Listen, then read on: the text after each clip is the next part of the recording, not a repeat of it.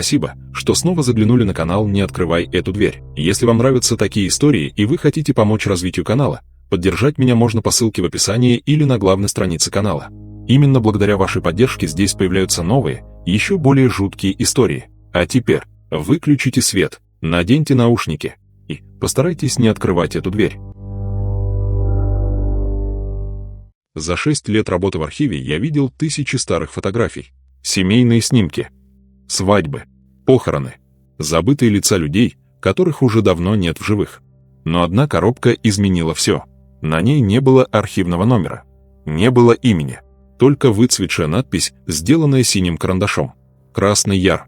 Октябрь 1968. Фонд уничтожения. В тот момент я еще не знал, что некоторые фотографии никогда не должны были попасть в чужие руки. Работать в подвале музея я привык давно. Тишина здесь была настолько густой, что иногда казалось, ее можно потрогать руками. Наверху шумел город, ездили машины, куда-то спешили люди. Но сюда, под толстые бетонные перекрытия, не проникало ничего. Даже мобильная связь исчезала сразу после того, как за спиной закрывалась тяжелая металлическая дверь. Моим единственным собеседником каждую ночь был старый профессиональный сканер. Он тихо жужжал. Зеленая полоска света медленно ползла под стеклом, а на экране один за другим оживали люди из прошлого. Иногда я ловил себя на странной мысли, будто я не архивариус, будто я человек, который каждую ночь открывает маленькое окно в мир мертвых. В ту ночь мне нужно было закончить обычную работу, несколько коробок, пара десятков старых негативов, и можно было ехать домой. Я уже собирался выключить сканер, когда взгляд зацепился за небольшую картонную коробку в самом дальнем углу стеллажа. Странно, я работал здесь почти 6 лет, но никогда раньше ее не видел. Она была покрыта толстым слоем пыли, настолько толстым, что казалось, к ней не прикасались десятилетиями. Я подошел ближе. На крышке не было архивного номера, не было штампов, только выцветшая надпись от руки. Звездочка, звездочка, Красный Яр. Октябрь 1968. Звездочка, звездочка. Ниже, совсем мелко, будто кто-то пытался скрыть эти слова. Звездочка, звездочка, фонд уничтожения. Звездочка, звездочка. Я нахмурился. Такого отдела в нашем архиве никогда не существовало. По крайней мере, мне о нем никто не рассказывал. Я осторожно поднял коробку. Она оказалась неожиданно тяжелой. Внутри что-то тихо сдвинулось. Будто лежавшие там фотографии за долгие годы слегка прилипли друг к другу. На секунду по спине пробежал холод. Сам не знаю почему. Обычная старая коробка. Обычные фотографии. Но внутри все равно появилось странное чувство. Будто я беру в руки чужую тайну. Я поставил коробку возле сканера. Сдул пыль. Открыл крышку. Внутри лежали десятки старых черно-белых снимков. Все идеально ровные. Без единой подписи. Без дат. Без фамилий. Только на самой верхней фотографии кто-то карандашом написал одно слово. Звездочка, звездочка, последнее. Звездочка, звездочка. Я усмехнулся. Наверное, чья-то глупая шутка. И положил снимок под стекло сканера. Зеленая полоска медленно поползла снизу вверх. Комната снова наполнилась привычным жужжанием. Но примерно на середине сканирования сканер неожиданно остановился. Экран мигнул. Свет в архиве на секунду погас. А затем сам включился снова. Я посмотрел на монитор. И впервые за все годы работы пожалел, что вообще открыл эту коробку. На экране медленно проявлялось изображение. Старая деревенская улица, покосившиеся дома, грязная дорога. Несколько человек стояли возле деревянного колодца. Я машинально приблизил фотографию. Лица. Все лица были зачеркнуты черной тушью. Кроме одного. В самом конце улицы стояла маленькая девочка, лет 10. Она единственная смотрела прямо в объектив. Прямо на меня. Совсем не улыбалась. И почему-то мне показалось, что ее глаза были слишком темными, слишком живыми. Я еще сильнее увеличил изображение. И вдруг понял одну странную вещь. Фотография была сделана днем, но за девочкой, между домами, стояла абсолютно черная фигура. Настолько черная, словно кто-то вырезал силуэт из самой темноты. Ни лица, ни одежды, ничего. Только человекоподобная тень. И я нахмурился. Наверное, дефект пленки. Такое иногда случалось, особенно со старыми негативами. Я уже хотел сохранить снимок, но вдруг услышал тук. Я резко поднял голову. В архиве было тихо, очень тихо. Наверху никого не должно было быть. Я прислушался. Несколько секунд. Ничего. Показалось. Только я снова посмотрел на монитор. Тук. На этот раз звук раздался отчетливо, будто кто-то очень медленно постучал по металлической двери архива. Один раз. И замолчал. Я взглянул на часы. 2 часа 43 минуты. Охранник обычно обходил подвал около часа назад. Сейчас здесь не должно быть вообще никого. Я поднялся со стула, медленно подошел к двери, замер. За дверью стояла абсолютная тишина. Я уже собирался вернуться назад, когда услышал едва различимый детский голос. Совсем тихий, словно кто-то говорил, отвернувшись: «Не открывай». Я резко распахнул дверь. Коридор оказался пустым. Мерцала единственная лампа. На бетонном полу не было ни одного следа. Только холодный сквозняк медленно тянулся из дальнего конца коридора. Я нервно усмехнулся. Наверное, усталость. Или просто разыгралось воображение. Но когда я вернулся к компьютеру, кровь застыла в жилах. Фотография на экране изменилась. Теперь девочка стояла уже не в конце улицы. Она была гораздо ближе к фотографу и смотрела все так же прямо вперед, будто с каждым разом делала еще один шаг навстречу тому, кто откроет этот снимок. Я несколько секунд не мог отвести взгляд. Нет, этого не может быть. Я отлично помнил первый снимок. Девочка стояла далеко, почти у самого забора. Теперь между ней и объективом оставалось всего несколько метров. Я быстро открыл сохраненный файл и замер. На нем она по-прежнему стояла далеко. Я снова посмотрел на окно программы сканирования. Там она была уже ближе.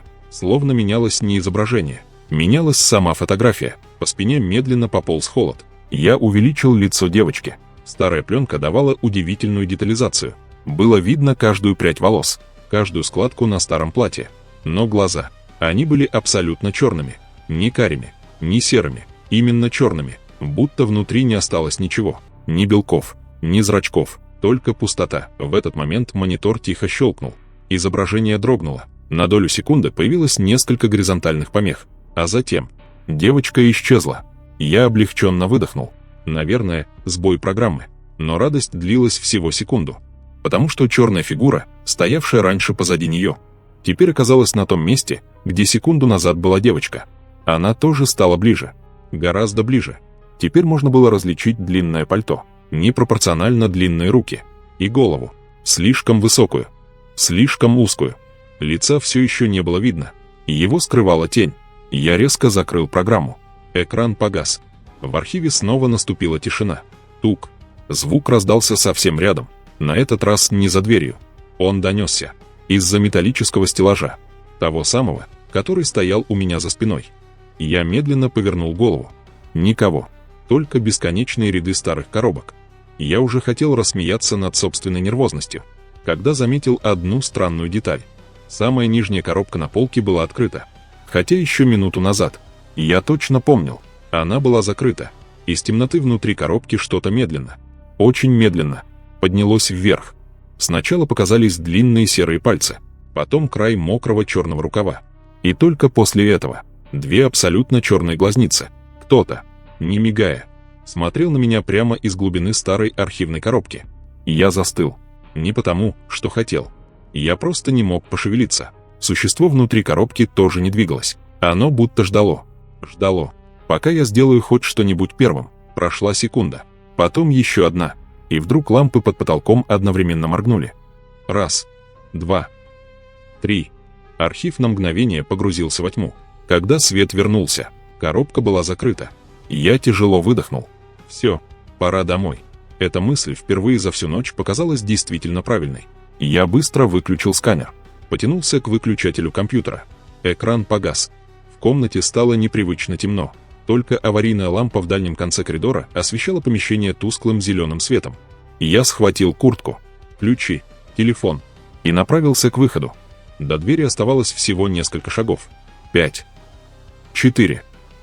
3. За спиной неожиданно раздался знакомый звук. Ж-ж-ж-ж. Я медленно остановился. Сканер. Он снова заработал. Сам. Я точно выключил его. Медленно. Очень медленно. Я обернулся. Зеленый луч вновь полз под крышкой. Но никакой фотографии на стекле не было. Сканер сканировал пустоту. Жужжание становилось все громче. Словно мотор работал с невероятным усилием. Экран компьютера вспыхнул сам собой. Хотя системный блок был выключен. На мониторе появилась одна единственная надпись. Звездочка, звездочка, обнаружено новое изображение. Звездочка, звездочка. Я почувствовал, как сердце начало биться где-то в горле. Ноги сами понесли меня обратно. Будто мной управляло чужое любопытство. Изображение проявлялось очень медленно. Полоса за полосой. Сверху вниз. Сначала появился потолок архива. Потом лампы. Потом металлические стеллажи. Я нахмурился. Это был наш архив. Моя комната. Я смотрел на фотографию помещения, в котором сейчас находился. Снимок был сделан буквально несколько секунд назад. Но я не видел человека с фотоаппаратом. Будто камера висела в воздухе. Полоса продолжала двигаться ниже. На снимке появился мой рабочий стол. Компьютер.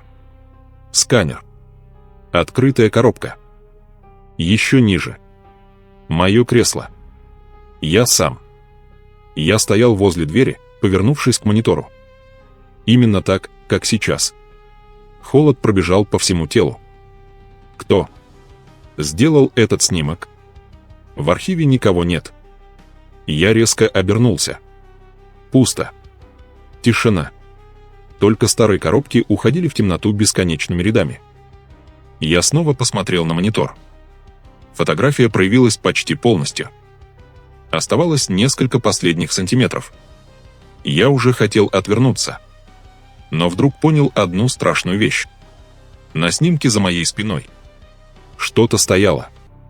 Оно было настолько высоким, что почти касалось потолка. Длинные руки свисали почти до пола. Черное мокрое пальто тянулось по бетону. А лицо?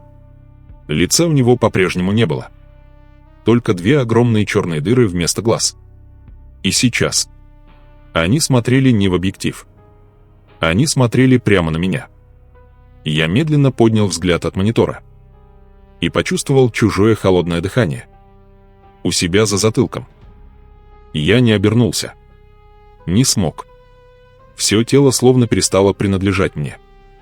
Холодное дыхание становилось все ближе. Настолько близко, что я почувствовал запах сырой земли, старой воды и чего-то еще. Будто оцаревшая ткань десятилетиями пролежала под водой. В голове промелькнула только одна мысль. «Звездочка, звездочка, не двигайся, звездочка, звездочка». Я медленно закрыл глаза. И в этот же момент прямо возле самого уха раздался тихий шепот. «Ты слишком долго смотрел». Голос был странным. Будто сразу десятки людей произнесли эти слова одновременно. Старик, женщина, ребенок. Все говорили одним голосом. Я резко развернулся. Позади никого не было. Архив снова оказался пустым. Только лампы мерцали под потолком. Я судорожно выдохнул. Все. Хватит. Пора уходить. Я сорвался с места. Быстро прошел между стеллажами. Потом почти побежал. До лестницы оставалось метров 20. 15. 10. И вдруг я остановился. Лестницы не было. Передо мной стоял тот самый стеллаж, возле которого находился мой рабочий стол. Я нахмурился. Развернулся. Пошел обратно. Снова 20 метров. Поворот. Еще один. И снова. Тот же самый стеллаж. Сканер. Компьютер. Коробка. Будто архив медленно замкнулся сам в себе. Нет. Такого быть не может. Я бросился в другую сторону. Пробежал длинный проход. Повернул направо. Потом налево. Еще раз налево. Через несколько секунд я опять оказался возле своего рабочего места. Сердце билось так сильно, что боль отдавала в виске. Я схватил телефон. Экран не включился. Полностью черный. Хотя заряд был почти полный. Я несколько раз нажал кнопку. Ничего. И тогда во всем архиве одновременно погас свет. Наступила абсолютная темнота. Такая густая, что я перестал видеть собственные руки. Остался только один звук. Шаг. Где-то далеко. Еще один. Теперь ближе. Шаг. Шаг. Медленные. Тяжелые. Будто кто-то очень высокий неторопливо обходил стеллажи. Я перестал дышать. Шаги не спешили. Они словно знали, что выйти отсюда я уже не смогу. Прошла минута. Или 10. В темноте невозможно было понять. Потом прямо передо мной вспыхнули две абсолютно черные глазницы. Не глаза. Именно две бездонные дыры. Они висели в темноте, не отражая света, не мигая. А потом, очень медленно, начали приближаться. Я замер. Даже сердце будто перестало биться. Эти черные глазницы не отражали свет. Они словно сами поглощали темноту вокруг себя. Я медленно сделал шаг назад. И в ту же секунду они тоже сделали шаг. Без единого звука. Без дыхания. Без движения ног. Будто вся эта огромная фигура просто скользила по бетонному полу. Я резко развернулся и побежал. В темноте я больше не видел проходов. Только вытянул руки вперед, чтобы не врезаться в стеллажи. За спиной. Шаги больше не звучали. Это испугало меня сильнее всего. Когда чудовище перестает шуметь. Оно уже слишком близко. Я бежал так быстро, как только мог. Коробки падали с полок. Какие-то папки разлетались по полу. Металл звенел под ударами моего плеча. Вдруг носок ботинка зацепился за что-то тяжелое. Я потерял равновесие. И с грохотом рухнул на холодный бетон. Фонарик на телефоне наконец вспыхнул. Тусклый белый луч осветил пол передо мной. И я застыл. Я упал не на бетон. Подо мной лежали фотографии. Десятки. Нет. Сотни старых фотографий. Они покрывали весь проход. Будто кто-то специально рассыпал их по полу. На каждой фотографии был один. На каждой фотографии был один и тот же архив. Одни и те же стеллажи. Один и тот же тусклый свет. И один и тот же человек. Я. На первом снимке я только открывал дверь подвала. На втором снимке снимал куртку. На третьем включал сканер. На четвертом доставал коробку. Я начал лихорадочно перебирать фотографии. Каждый снимок показывал следующий момент этой ночи. Вот я смотрю на первую пластинку. Вот испуганно оборачиваюсь. Вот бегу по проходу. Вот падаю. Я схватил следующую фотографию. И почувствовал, как внутри все похолодело.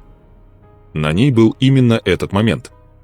Я лежал на полу среди разбросанных снимков. Держал фотографию в руках. Точно так же, как сейчас. Я медленно поднял голову. В темноте снова стало тихо. Слишком тихо. Я заставил себя посмотреть следующую фотографию. Руки дрожали так сильно, что снимок едва не выпал.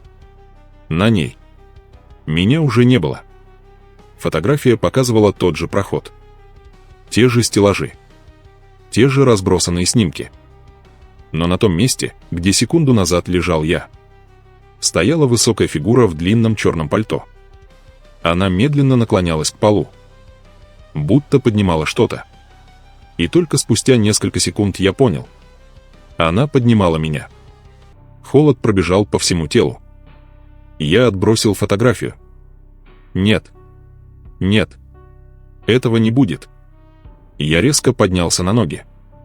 И в этот момент позади меня раздался знакомый щелчок. Щелк. Звук старого фотоаппарата. Совсем рядом. Настолько рядом, что я почувствовал вспышку даже сквозь закрытые веки. Белый свет ослепил архив всего на одно мгновение. Я инстинктивно закрыл лицо руками. Когда зрение вернулось, на полу лежала новая фотография. Совсем свежая. Еще теплая. Будто ее проявили несколько секунд назад. Я медленно поднял ее. На снимке был я. Стоял спиной к камере. Держал фотографию в руках. А прямо за моей спиной положив длинную серую ладонь мне на плечо, стояло то самое существо. Но теперь я увидел его лицо полностью. И понял, почему оно пряталось все это время. Потому что это было мое лицо. Только мертвое. Абсолютно белое. Без губ. Без носа. С двумя огромными черными провалами вместо глаз. И эта жуткая копия медленно улыбалась. Я выронил фотографию. Она медленно опустилась на бетонный пол. Нет, это невозможно. Я снова поднял снимок, надеясь, что мне показалось. Но лицо на фотографии не изменилось. Оно по-прежнему было моим. Только безжизненным. Белым. Будто кожу натянули на пустой череп. А затем, прямо у меня на глазах, улыбка на фотографии стала шире. Я резко отбросил снимок. Нет, это уже не игра воображения. Это происходило на самом деле. Я поднял взгляд. И замер. Передо мной, в нескольких метрах, стояла та самая фигура. Теперь она больше не скрывалась в темноте. Высокая. Неестественно высокая. Головой почти касалась потолка архива. Длинное мокрое пальто свисало до самого пола. С рукавов медленно капала черная вода. Кап. Кап. Кап. Каждая капля падала на бетон, но не оставляла следов. Существо медленно подняло голову. Лица по-прежнему не было. Только две огромные черные глазницы. Они словно затягивали внутрь. Я почувствовал странное желание подойти ближе. Очень близко. Будто кто-то шептал прямо внутри моей головы. «Звездочка, звездочка, посмотри, звездочка, звездочка.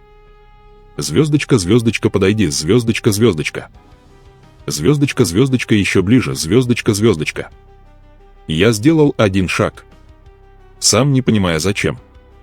Потом второй. И вдруг в кармане куртки что-то завибрировало. Телефон. Экран неожиданно загорелся. Хотя несколько минут назад был полностью мертв. На дисплее светилась всего одна строка. «Звездочка, звездочка, не смотри ему в глаза. Звездочка, звездочка». Сообщение пришло с моего собственного номера. Я похолодел. Это невозможно. Я держал телефон в руках. Некому было отправить мне сообщение. Я поднял взгляд. Существо стало еще ближе. До него оставалось не больше 2 метров. Оно медленно вытянуло вперед длинную серую руку. Пальцы были настолько длинными, что больше напоминали тонкие ветви засохшего дерева. Один палец остановился прямо перед моим лицом. А потом, очень медленно, указал мне за спину. Я не хотел оборачиваться, но все-таки посмотрел. И почувствовал, как кровь застыла в жилах.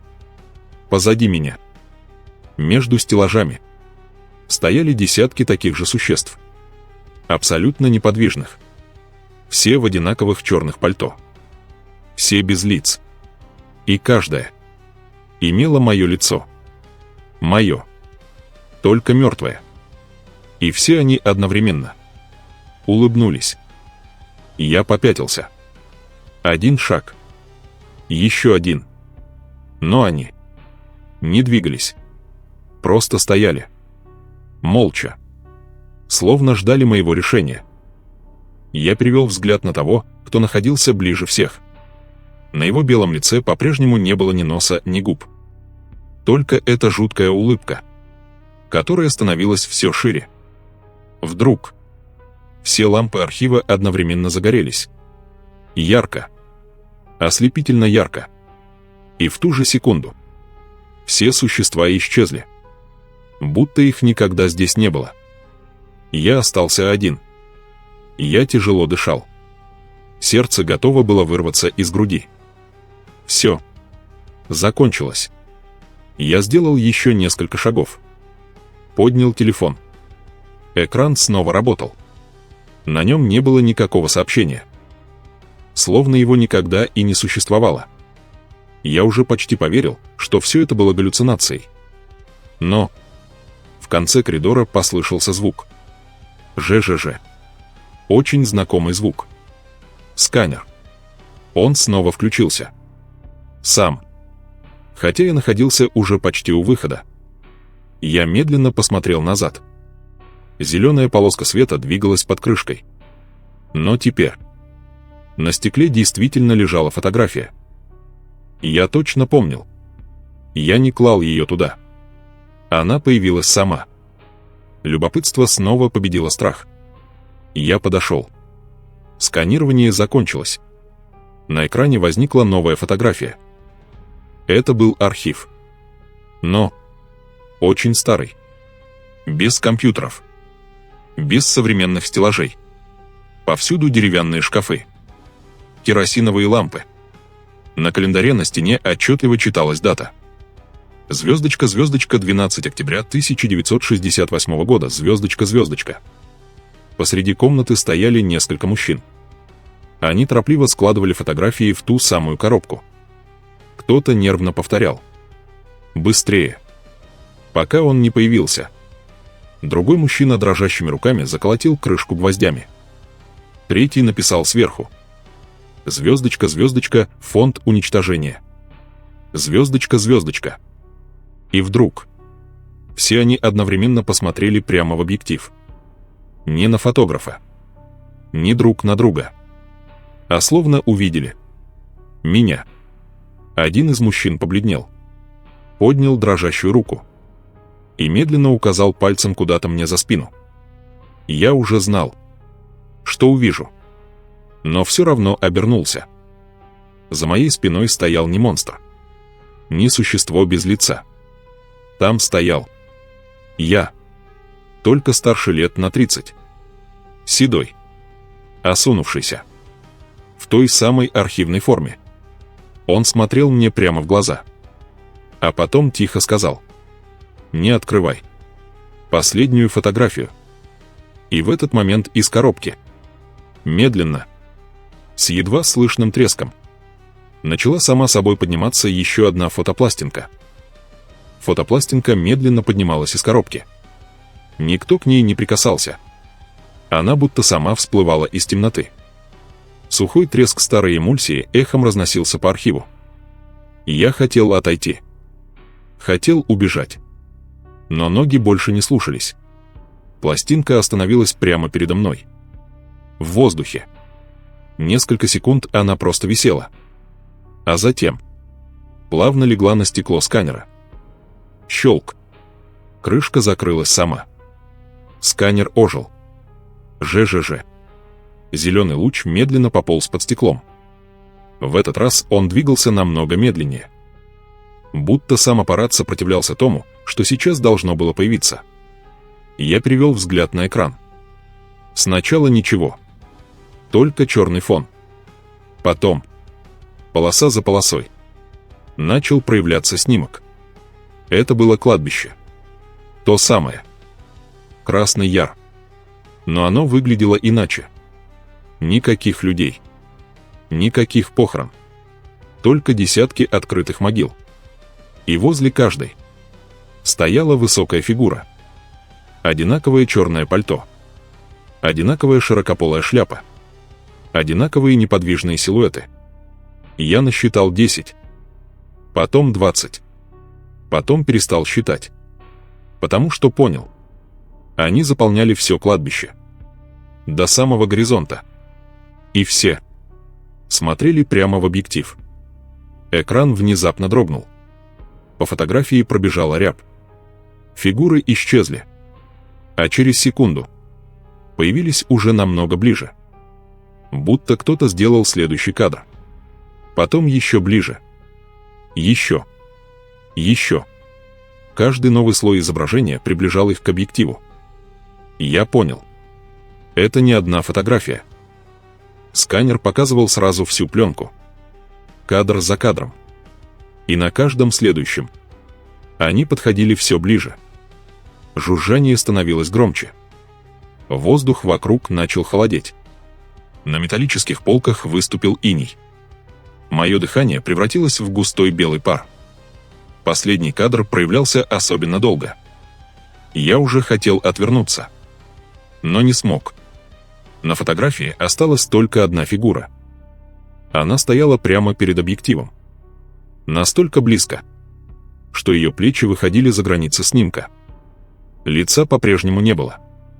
Только две глубокие черные глазницы. И вдруг, впервые за всю ночь, существо заговорило. Но голос раздался не в архиве. Он прозвучал прямо из динамиков сканера. Тихо, почти шепотом.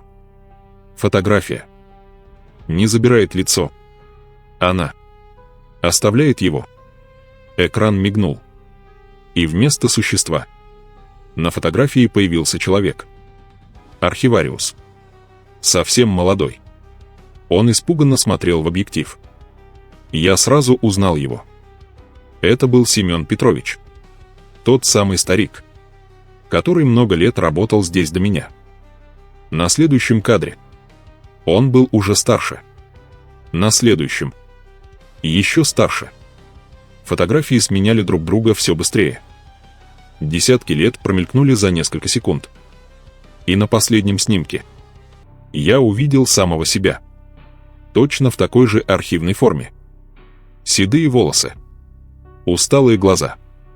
И ту самую коробку, которую я когда-то решил открыть. Я смотрел на экран и перестал понимать, где заканчивается фотография, а где начинается реальность. Мое отражение на мониторе вдруг дрогнуло. Хотя я стоял совершенно неподвижно. Отражение улыбнулось. Я — нет. По коже пробежал ледяной холод. Я медленно поднял руку. Отражение продолжало смотреть на меня. Оно даже не попыталось повторить движение. Оно просто стояло и улыбалось. А потом подняло свою руку, очень медленно, и приложила палец к губам, будто просила молчать. Экран вспыхнул белым светом. Я невольно зажмурился. Когда открыл глаза, компьютер был выключен. Сканер молчал. Архив снова стал обычным. Настолько обычным, что все произошедшее можно было принять за кошмар. Я осторожно сделал шаг назад. Второй. Третий. Дверь находилась прямо передо мной. Она была открыта. Впервые за всю ночь. Я бросился вперед. Выскочил в коридор. Потом на лестницу. Перепрыгивая через несколько ступенек сразу, выбежал наверх. Толкнул тяжелую дверь. И впервые за много часов увидел дневной свет. Я жадно вдохнул воздух. Живой. Теплый. Настоящий. Во дворе музея уже работали сотрудники. Кто-то курил. Кто-то разгружал коробки. Кто-то смеялся. Никто даже не подозревал, что происходило несколькими метрами ниже. Я молча прошел мимо охранника. Он удивленно посмотрел на меня. «Андрей, ты чего такой бледный?»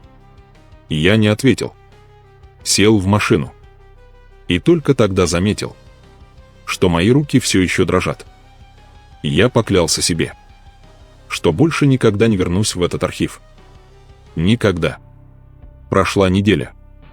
Потом месяц. Я уволился. Переехал в другой город. Сменил номер телефона. Пытался забыть ту ночь. И почти поверил, что мне это удалось. Пока однажды утром не услышал звонок в дверь. На пороге никого не было. Только небольшая картонная коробка. Старая. Покрытая пылью.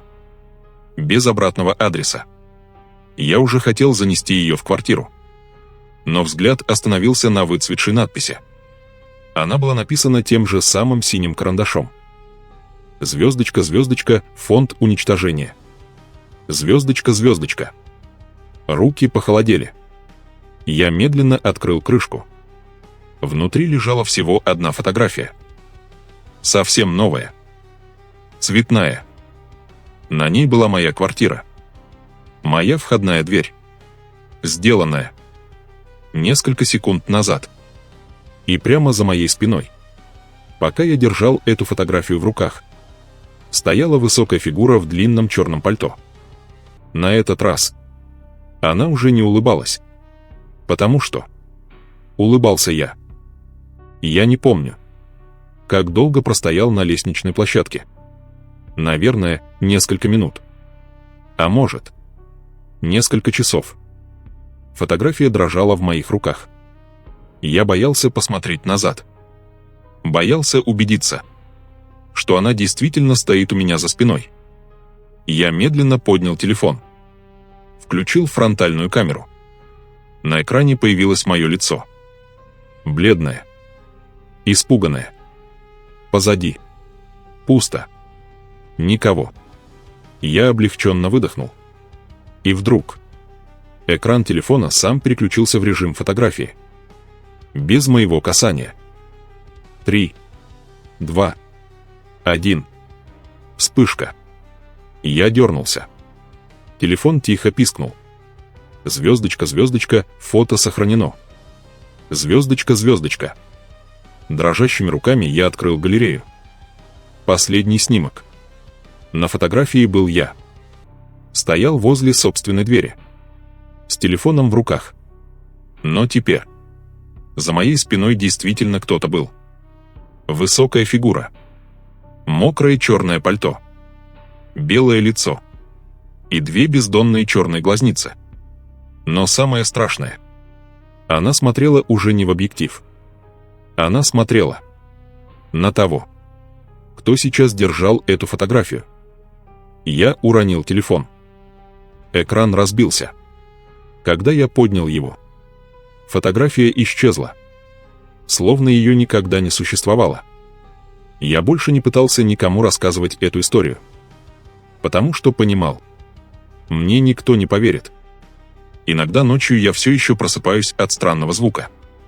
Тихого, едва слышного жужжания старого сканера. Хотя в моей квартире его никогда не было. Иногда утром я нахожу возле двери мокрые следы. Будто кто-то долго стоял снаружи. И ждал. А несколько дней назад я решил проверить старые фотографии в телефоне.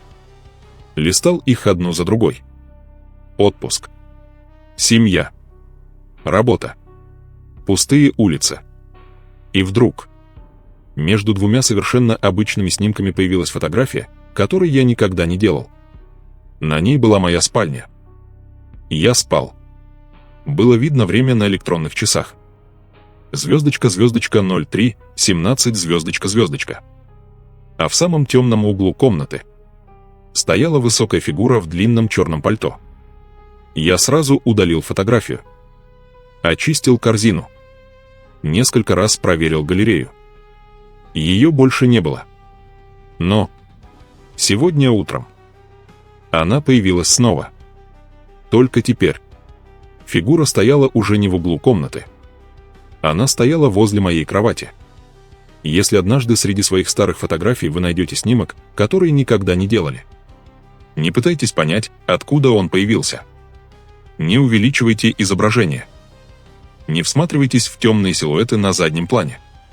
И самое главное, никогда не проявляйте эти фотографии, потому что некоторые снимки не сохраняют прошлое. Они находят следующего человека. Спасибо, что досмотрели историю до конца. Если она смогла заставить вас хотя бы на секунду оглянуться через плечо, поддержите видео лайком и подпишитесь на канал «Звездочка, звездочка», не открывай эту дверь, «Звездочка, звездочка». А перед тем, как лечь спать, на всякий случай, проверьте галерею своего телефона.